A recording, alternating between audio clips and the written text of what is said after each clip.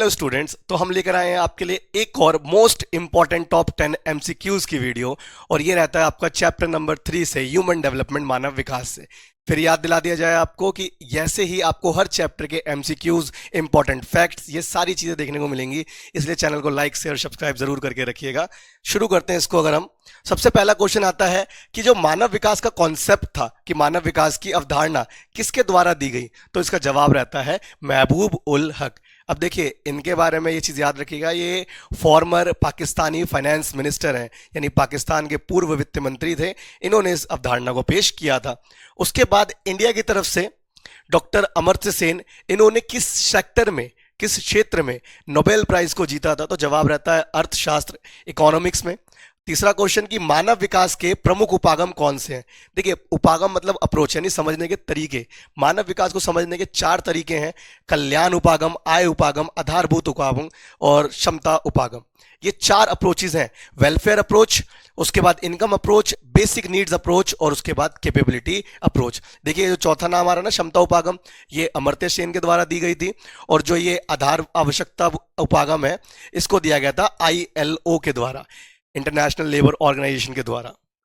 उसके बाद आगे बात करें तो आगे रहता है कि विश्व में पहली बार जो मानव विकास की रिपोर्ट आई, ह्यूमन डेवलपमेंट रिपोर्ट आई, ये कब आई, तो जवाब रहता है 1990। पांचवा सवाल कि मानव विकास सूचकांक में भारत का विश्व में कौन सा स्थान है। देखिए, अगर आप 2020-21 के डेटा को आप देखते हैं तो 131वां स्थान है, लेकिन अगर प्रेजेंट में देखोगे तो हमारे देश ने इतनी तरक्की करी है, तो आज हम 130वें स्थान पे आ गए हैं।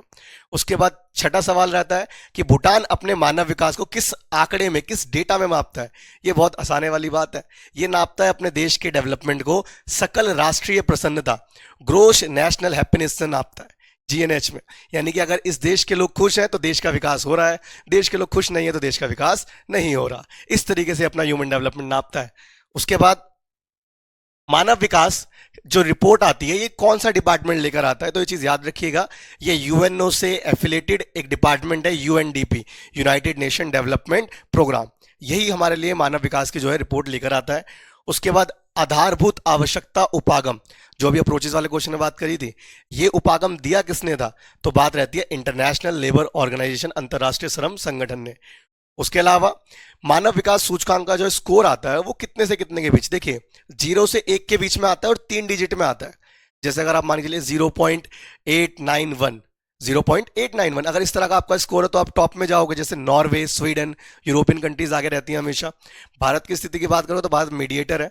और उसके बाद सबसे बड़ी बात, जो डेवलप वाले नहीं है, जिनका स्कोर 0.111 इस तरीके की स्थिति में रहता है, वो सारी चीजें। उसके बाद आगे बात करें तो हमारे पास क्वेश्चन रहता है कि मानव विकास सूचकांक HDI, ये किन चीजों के दम पर आपको पॉइंट्स देता है या आपकी रैंकिंग कैसे डिसाइड होती है। सबसे पहले तो स्वास्थ्य, हेल्थ फैसिलिटीज, शिक्षा, संसाधनों तक पहुंच, इन सब चीजों के आधार पर आपके देश को ह्यूमन डेवलपमेंट इंडेक्स में रैंकिंग मिलती है।